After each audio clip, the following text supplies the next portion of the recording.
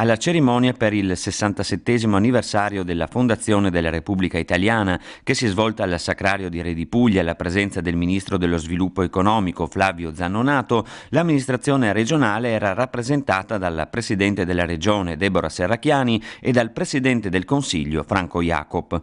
È fondamentale, ha detto Serracchiani, che la politica ritrovi il filo guida dell'etica civile e l'alta virtù del servizio esclusivo alla Repubblica.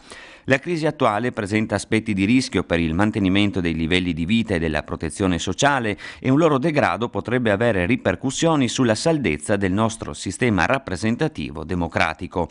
La distanza tra i cittadini e la politica, tra i territori e le istituzioni centrali dello Stato, costituiscono altrettante lacerazioni inferte al tessuto vivo della nazione. I valori repubblicani che oggi celebriamo sono un punto di riferimento prezioso per orientare l'impegno che dobbiamo mettere nel ristabilire il rapporto di fiducia tra la società e chi la rappresenta.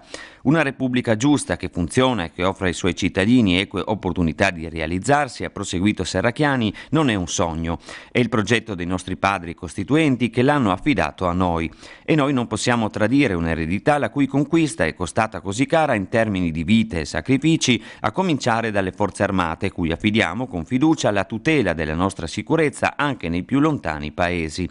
Il nuovo governo della Regione Friuli Venezia Giulia vuole andare in questa direzione, aiutando chi ha più bisogno, incoraggiando chi ha iniziativa, sostenendo chi sa eccellere.